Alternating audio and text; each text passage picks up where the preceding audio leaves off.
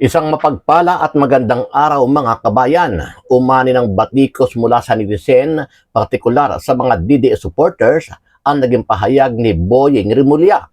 Ipinahayag kasi ni Ombudsman Crispin Boying Rimulya na muling sisiyasatin ng kanyang tanggapan ang lahat ng kaso kaugnay ng giyera kontra droga na kinasasangkutan ng dating Pangulong si Rodrigo Roa Duterte na hanggang sa ngayon ay kasalukuyan nakapiit pa rin sa International Criminal Court o ICC. Sabi ni Rimulya, layunin ng muling investigasyon na balikan ang giyera kontra droga mula sa pananaw ng ombudsman at suriin ng masusi ang lahat ng reklamo at aligasyon na naitala noong panahon ng naturang kampanya laban sa droga. Ano yan eh? Lagi ako nagmamadali only because I think that the urgency has to be there. The sense of urgency has to be there for people who work with me. At syempre, pumasok na ako dito sa Office of the Ombudsman. Kailangan siguro magkasabay ang aming lakad. Ayon sa ating mga kababayan, bakit nila nakatutok ang ombudsman sa mga usapin at issue sa mga Duterte? Gayong may mas mahalaga at may mas importante pa na dapat pagtuunan ang ombudsman sa problema ng bansa.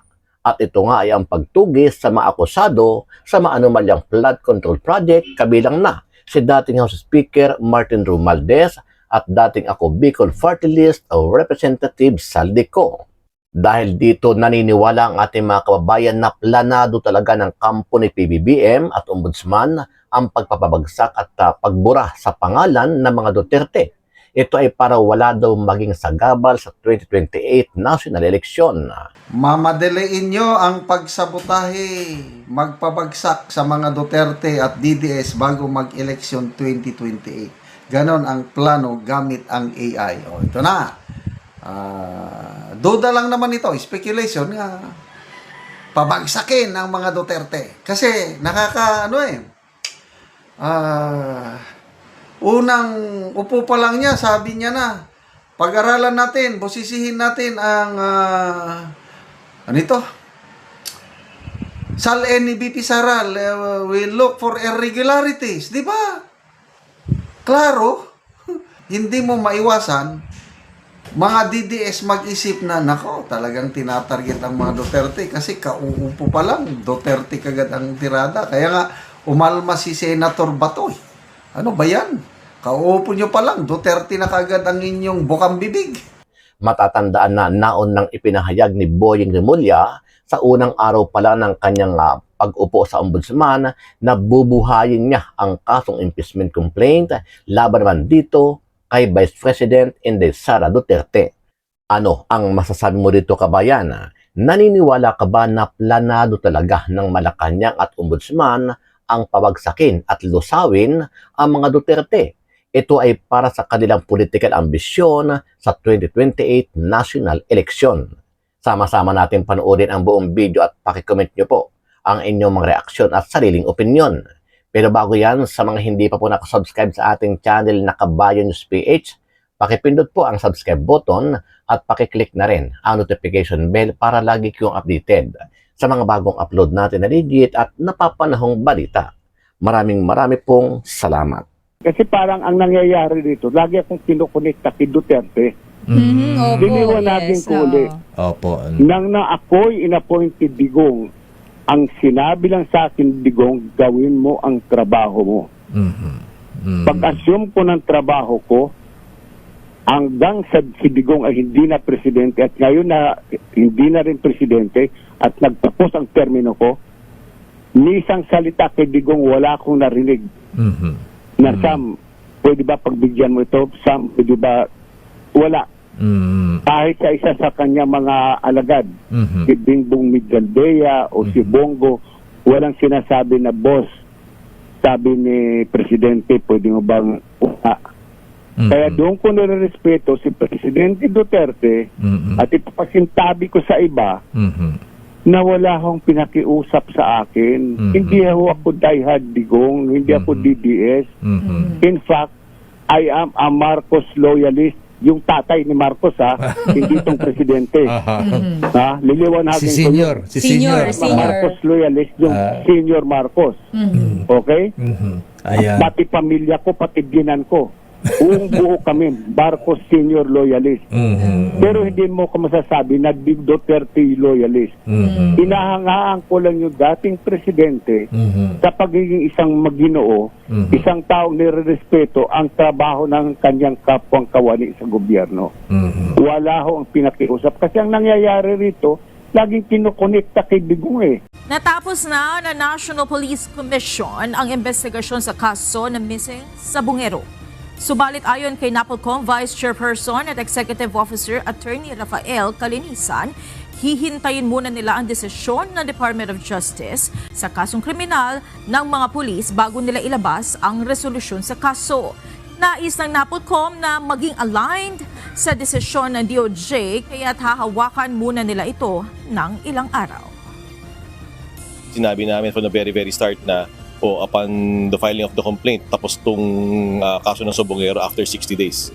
Yung totoo niyan, tapos na kami. Nasa mesa na namin yung draft. Pero hindi pa namin inuupuan para i-deliberate at ilabas kasi precisely inaantay namin yung DOJ resolution. Bakit?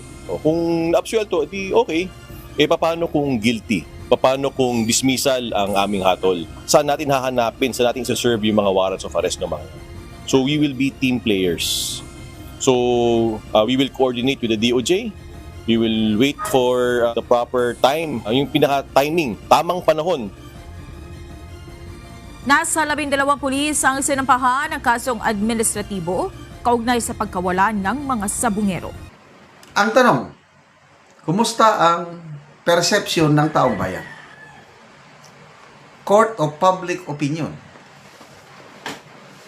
Sumasang-ayon ba ang mas nakakarami? So, tignan natin sa people who reacted. Kasi dito mo makikita ang pulso ng sambayanan. People who reacted. Tignan natin At saka yung mga comments. 7,700 people who reacted. Ito ang tumawa, hindi naniniwala. 7,300. 164 ang galit. 133 lang ang nag-like. So, sorry po, Ombudsman Remulla, halos 99% hindi maniwala sa iyo. Yung AI mo, 1% lang ang natutuwa ang nag-like. Comments. Entong Bautista, artificial intelligence has its own limitations. It's just a tool to aid someone in decision making. It's not an alternative. O baka naman talagang hindi na makapag-isip ng tama kaya gagamit na lang ng AI. Jojo at Chensa, mamadaliin nyo ang pagsabotahe, magpabagsak sa mga Duterte at DDS bago mag-election 2028. Ganon ang plano gamit ang AI. Ito na. Duda lang naman ito. Speculation nga. Pabagsakin ang mga Duterte. Kasi unang upo pa lang niya, sabi niya na, pag-aralan natin, busisihin natin ang, SAL ni BP Saral will look for irregularities. Di ba? Klaro. Nakakabahala yung mga ganong pahayag. Hindi mo maiwasan mga DDS mag-isip na, nako, talagang tinatarget ang mga Duterte kasi kauupo pa lang, Duterte kagad ang tirada. Kaya nga, umalma si Senator Batoy. Ano ba yan? Kauupo nyo pa lang, Duterte na kagad ang inyong bukang bibig. I'm sorry, hindi ako konforme. Parang wala. Anyway, opinion ko lang ito. This is not a good plan. Rodel Rosario, we are investing heavily on artificial intelligence to combat corruption. Corruption, AI intelligence? Ano ba? Only in the Philippines. Ano ba yung malala ko yung interview sa kanya ni Miss Lucy Cruz Valdez? Sabi niya, tax avoidance is legal. What? O, parehas din yung bending the law is not breaking the law. Okay lang daw nga i-bend ang law, wag lang i-break. Ano ba yan? Okay lang daw na mag-avoid ng tax. Legal daw, tax avoidance. So, nakakalito, di ba? Yung tax evasion nata, yan ang kakasuhan. Kailan kung tax avoidance, legal daw yun. O, paano? Malala ko tuloy yung pahayag ni Supreme Court, ex-Supreme Court Justice Antonio Carpio. Ito daw, pagtatalaga kay Boying Rimulya as ombudsman, baka ito na ang magpapabalik ng tiwala ng taong bayan sa administrasyong ito. Wow! Tignan mo itong mga comments, itong mga reaksyon ng tao, baliktad eh. Lalong nagiging katawa-tawanan, kinasusuklaman ang administrasyong ito dahil sa appointment ng isang politiko na ginawang ombudsman.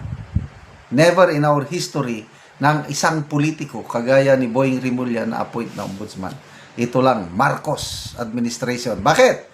Sabi ni Edwin Lacerda, ang spokesperson ni ni Noynoy Aquino, insurance policy para daw ligtas si BBM sa 2028 and beyond. Salamat mga kaibigan sa inyong pagsubaybay sa ating channel. Nakakatulong kayo ng malaki.